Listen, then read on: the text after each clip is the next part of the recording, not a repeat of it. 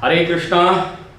So, welcome to all of you people again in my channel Unique Institute of Foreign Languages. मैं ये video जैसे आपको मालूम है हिंदी मीडियम वाले विद्यार्थियों को ध्यान में रखते हुए बना रहा हूँ और मैं इससे पहले 3 वीडियोस इंग्लिश ग्रामर से संबंधित बना चुका हूँ, चैनल पे अपलोड कर चुका हूँ और आज ये मेरा चौथा वीडियो है। तो हम इससे पहले वाले वीडियो में मैंने आपको पढ़ाया एफर्मेटिव सेंटेंस, स्वीकारात्मक वाक्य। स्वीकारात्मक वाक्य का जो फॉर्मूला है वो है subject, auxiliary verb, main verb and object. Subject और मेन वर्ब को मैंने पार्ट 3 वाले उसमें पढ़ा दिया है। आज हम करेंगे ऑक्सिलरी वर्ब क्या चीज है और ऑब्जेक्ट क्या चीज है, इसको मैं आपको समझाऊंगा। तो पहले मैं आपको समझाऊंगा ऑब्जेक्ट। ऑब्जेक्ट को हिंदी में हम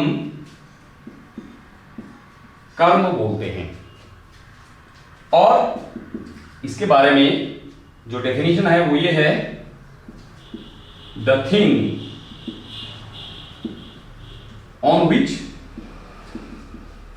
और for which main action is done is called as object। यानी जिस वस्तु पर या जिस वस्तु के लिए मेन एक्शन होता है, मूल जो मुख्य कार्य है वो जिस वस्तु के लिए होता है या जिस वस्तु पर होता है उसी को हम ऑब्जेक्ट बोलते हैं, कर्म बोलते हैं। जैसे कि मैं कहूं कि हरी फुटबॉल खेलता है, तो हरी फुटबॉल और खेलता है, हरी एक्शन करने वाला व्यक्ति है तो ये सब्जेक्ट हो गया। और क्या एक्शन कर रहा है, खेलने का, तो वो मेन वर्ब हो गया। और क्या खेल रहा है, वो एक्शन किस पर हो रहा है, फुटबॉल पर, तो फुटबॉल ऑब्जेक्ट हो गया। तो द थिंग ऑन विच और for which main action is done is called as object. ये अगर आपको क्लियर हो गया तो अब हम पढ़ते हैं ऑक्सिलरी वर्ब। सब्जेक्ट हमने कर लिया, मेन वर्ब कर लिया, ऑब्जेक्ट कर लिया। अब हम ऑक्सिलरी वर्ब क्या चीज है इसको पढ़ते हैं। जैसे कि मैंने आपको बताया लास्ट वीडियो में, ऑक्सिल का मतलब होता है टू हेल्प, इसीलिए ऑक्सिलियरी वर्ब को हम हेल्पिंग वर्ब भी बोलते हैं।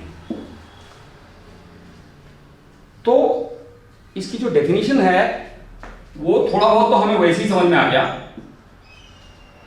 इसके हेडिंग से ही। हेल्पिंग वर्ब, इसका मतलब ये हुआ कि ये ऐसी वर्ब होगी जो हेल्प करती है हमारी।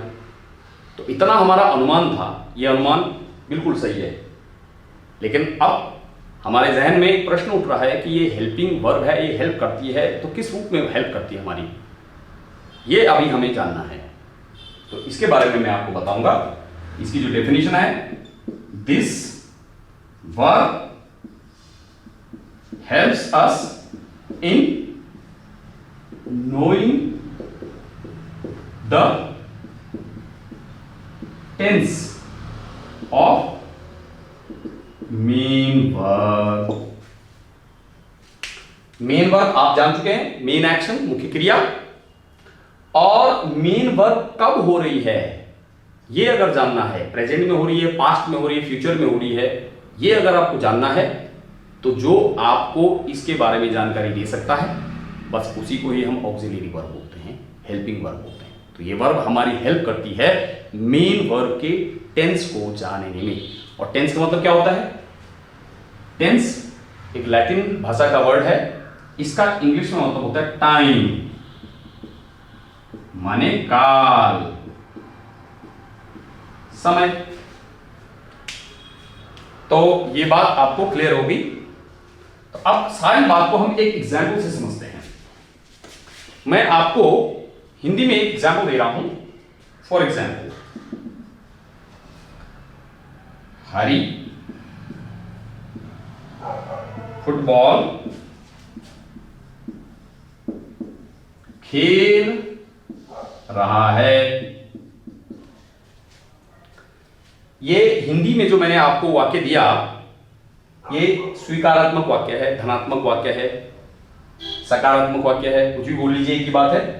हरी फुटबॉल खेल रहा है।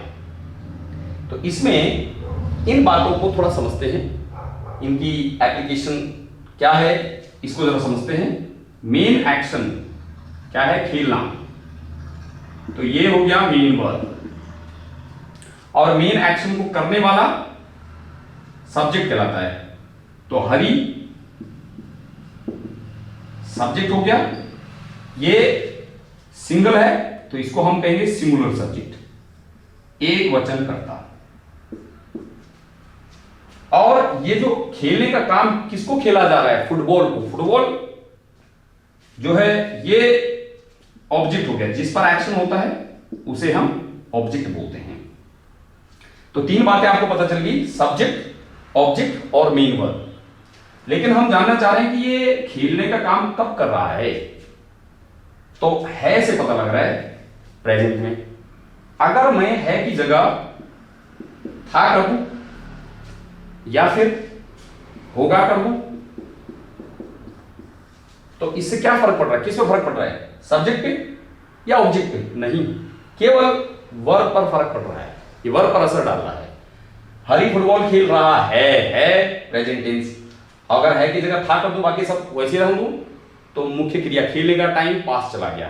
खेल रहा था और खेल रहा होगा ये फ्यूचर हो गया।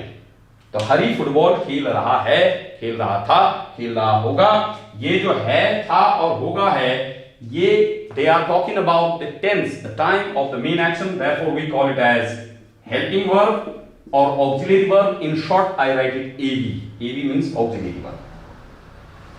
तो आपने देखा इंग्लिश में एफर्मेटिव सेंटेंस और हिंदी में एफर्मेटिव सेंटेंस, लेकिन दोनों के बेसिक डिफरेंस आप देखिए। यहां पे सीक्वेंस क्या है? इंग्लिश में सबसे पहले सब्जेक्ट इस्तेमाल होता है, फिर ऑक्सिलरी वर्ब, फिर मेन वर्ब और ऑब्जेक्ट। और हिंदी में जो है सबसे पहले नंबर पे सब्जेक्ट, दूसरे नंबर पे ऑब्जेक्ट, तीसरे नंबर पे मेन वर्ब, चौथे नंबर पे ऑक्सिलरी वर्ब। और इंग्लिश में आप अगर इसी को करेंगे तो इंग्लिश में सबसे पहले सब्जेक्ट आएगा, फिर ऑक्सिलरी वर्ब आएगा, फिर मेन वर्ब आएगा और लास्ट में ऑब्जेक्ट आएगा।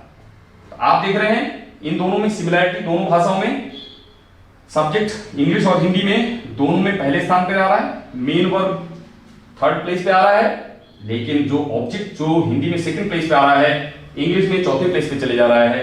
और ये जो ऑक्सिलरी वर्ब चौथे प्लेस पे है, ये इंग्लिश में आके सेकंड प्लेस पे आ जा रहा है। तो ये दो भाषाओं के बीच में जब तक आपको ये मूलभूत अंतर मालूम नहीं होगा, ये बेसिक डिफरेंस, तब तक आप सही मायने में सेंटेंसेस को करेक्ट ना बोल सकते ना लिख सकते हैं। फिर तुक्केबाजी में ही आप बोलते रहेंगे और वो आपका कॉन्फिडेंस लेवल कभी भी डेवलप नहीं हो सकता, क्योंकि कॉन्फिडेंस लेवल ज्ञान से डेवलप होता है। अगर किसी चीज के बारे में ज्ञान नहीं है तो आत्मविश्वास पैदा नहीं होता है। तो आत्मविश्वास का जो लिंक है, उसका जो संबंध है, वो ज्ञान से है, करेक्ट ज्ञान। तो आज हमने आपको एफर्मेटिव सेंटेंस के बारे में बताया। मैं नेक्स्ट वीडियो में आपको बताऊंगा ये मेन वर्ब और ऑक्सिलरी वर्ब को और डिटेल से हम पढ़ेंगे। तो अगर आपको इसमें कोई बात नहीं समझ में आई हो तो नीचे कमेंट बॉक्स में आप लिख सकते हैं, अपने प्रश्नों को पूछ सकते हैं। मैं आपको आश्वासन देता हूं, मैं आपकी बात का जो है आपके प्रश्नों का जवाब दूंगा। और अगर आपको ये वीडियो सचमुच में पसंद आया तो आप इसको लाइक कर सकते हैं, सब्सक्राइब कर सकते हैं, शेयर कर सकते हैं। सब्सक्राइब करेंगे तो आपको ये सीरीज में मैं आपको बहुत डीपली ग्रामर, इंग्लिश ग्रामर की जो है जानकारी देता रहूँगा। मैं आपसे एक हृदय से निवेदन कर रहा हूँ, प्रार्थना कर रहा हूँ। लॉकडाउन की उपज के रूप में मैं आपके सामने आया हूँ और मैं सोचता हूँ, क्योंकि मुझे इसमें अभी अनुभव है नहीं, अभी मेरा शुरुआती दौर है, तो अगर मेरे प्रस्तुतिकरण में, प्रेजेंटेशन में कहीं भी कोई लेकुने है, कोई कमी है, कोई खामी है, तो आप ज़रूर कृपा कीजिएगा, मुझे सुझाव दीजिएगा। आपके सुझाव मेरे लिए आशीर्वाद स्वरूप होंगे, मैं उनको शिरोधार्य करूँगा और मैं प्रयास करूँगा कि अगले वीडियो में मैं पहले से आपको बेहतर सेवा प्रदान कर पाऊँ, इसके लिए मैं ज़रूर आपके सुझावों की प्रतीक्षा करूँगा। थैंक यू वेरी मच, बहुत बहुत धन्यवाद।